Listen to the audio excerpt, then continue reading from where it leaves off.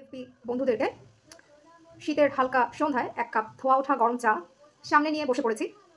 আশা করছি সবাই ভালো আছেন, সুস্থ আছেন এবং নিজেদের জীবনে কাজ নিয়ে এবং ভালো কিছুর সাথেই এগিয়ে যাচ্ছেন। বন্ধুদের সাথে আজ কিছু কথা শেয়ার করে নিতে চাই। আজ একটা পোস্ট চোখে পড়লো।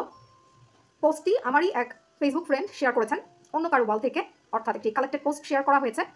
আর সেই পোস্টটির মূল যেই ভাববস্তু ছিল তা এরকম যে আমাদের ফেসবুক ফ্যামিলিতে যারা আমাদের পরিচিত বন্ধুবান্ধব আছে, আমাদের ফ্রেন্ড লিস্টে কিংবা আমরা যাদেরকে ফলো করি, অর্থাৎ যাদের আমরা ফলোয়ার্স হিসেবে জানি, দেখা যায় তাদের কাছ থেকে ইন্টারাকশন খুব কম থাকে, বরং অচেনা কারো কাছ থেকে খুব ভালো রেসপন্স বা ইন্টারাকশন পাওয়া যায়। পোস্টটি রিলেটেবল। যে ফ্রেন্ড আমার এই পোস্টটি শেয়ার করেছে সে নিজেও একই মতামত পোষণ করছেন এবং তার সাথে আমিও একমত হচ্ছি। আমরা যারা নতুন কিছু ক্রিয়েট করতে চাই এবং ফেসবুকে শেয়ার করে নেই, যাদের সাথে শেয়ার করি তাদের কাছ থেকে অনেকটাই আমাদের আশা থাকে যে ভালো কোনো রেসপন্স পাবো বা ইন্টারাকশন থাকবে, বাট দেখা যায় আশানুরূপ তেমন কোনো রেসপন্স পাওয়া যায় না। এর সাথে আরও কিছুটা আমি যোগ করতে চাই, যখন আমাদের প্রোফাইল প্রাইভেট থাকে, হাজারটা ফ্রেন্ড রিকোয়েস্ট আসতে থাকে, এমনও দেখা যায় যে ভার্চুয়াল লাইফের বাইরে রিয়েল লাইফে অচেনা হওয়ার কারণে অনেক সময় মিউচুয়াল ফ্রেন্ড থাকা সত্ত্বেও অনেক রিকোয়েস্ট আমরা অ্যাকসেপ্ট করি না। যখন মাত্র সেই একই প্রোফাইল প্রাইভেট থেকে পাবলিক হয়, আপনি দেখবেন আপনার আর একটাও ফ্রেন্ড রিকোয়েস্ট আসছে না, একটাও রিকোয়েস্ট আসছে না, না কোনো পরিচিতদের কাছ থেকে বা থ্রু মিউচুয়াল ফ্রেন্ডের মাধ্যমে, ইভেন অপরিচিতদের কাছ থেকেও মনে হয় যেন অনেকটাই কমে যায়। ব্যাপারগুলো খুব আশ্চর্যজনক। এটা কি শুধুমাত্র আমাদের রিজিওনাল জোন বাংলাদেশের জন্যই এমন হয়, নাকি আসলে হোল ওয়ার্ল্ডের ব্যাপারটা এমন? বিষয়টা নিয়ে একটু কনফিউশন আছে। যেটা মোদ্দা কথা সেটা হচ্ছে, জাতি এগিয়ে যাচ্ছে, সমাজ এগিয়ে যাচ্ছে, আমরা শিক্ষিত সমাজের শিক্ষিত বাসিন্দা, আমরা শিক্ষিত হচ্ছি, আমরা নিজেদেরকে সভ্য দাবি করছি, কিন্তু আসলেই আমরা কতটুকু সভ্য হতে পারছি বা সভ্যতাকে, সংস্কৃতিকে, ভালো কিছুকে, নতুন কিছুকে কতটা নিজেদের মধ্যে ধারণ করতে পারছি, সেই বিষয়গুলো এখনও সন্দিহান। আমার সাথে অনেকেই দ্বিমত পোষণ করতে পারেন, স্বাভাবিক। যে কোনো একটি বিষয়ে একমত হবেন এমন অনেকে থাকবেন, আবার দ্বিমত থাকবে এরকম অনেকেই থাকবেন। একটা গল্প মনে পড়ছে, খুব ছোটবেলায় দেখতাম পাশের বাড়ির যে আন্টিরা, পাশের বাড়ির আন্টিদের একটা বিরাট ইনফ্লুয়েন্স থাকতো সবসময় আমাদের বাচ্চাদের জীবনে। পাশের বাড়ির যারা আমাদের সাথে প্রতিবেশী বলি কিংবা মা বাবার মাধ্যমে পরিচিত, বেড়াতে আসলো বাসায়, সেই আন্টিদের খুব একটা গভীর ইনফ্লুয়েন্স আমাদের লাইফে এখনো পর্যন্ত, মানে তখন তারা যে একটা গভীর প্রভাব রেখে গেছেন সেটা এখনো আছে, এখনো থেকে যাচ্ছে।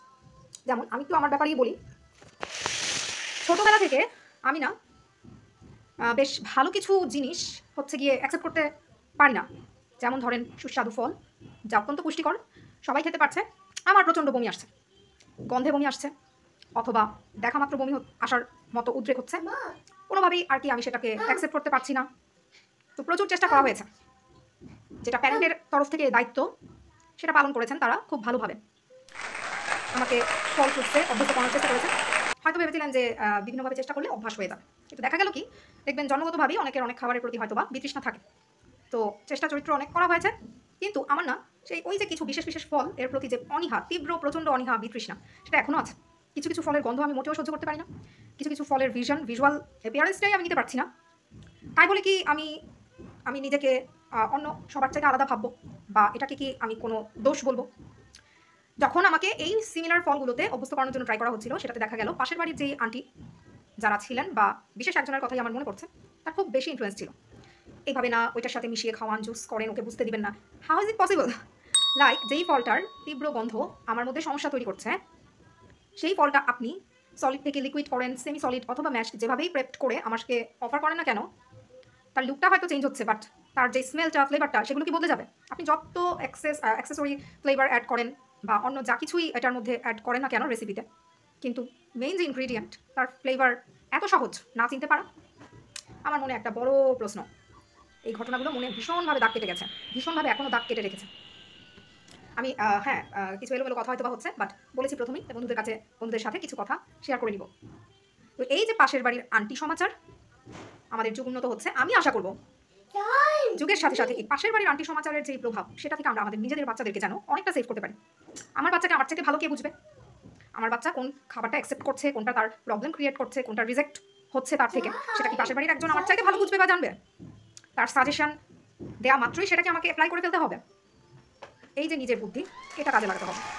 আপনার বাচ্চার সঙ্গে পাশের বাড়ির আবার চাইতে আপনি বেশি সময় স্পেন্ড করেন, আপনি তাকে অবজার্ভ করেন, আপনি তাকে হ্যান্ডেল করেন, আপনি জানেন আপনার বাচ্চা কোনটায় ভালো থাকবে, কোনটা তার খারাপ হতে পারে, কোনটায় সে happy. The most important fact, happiness.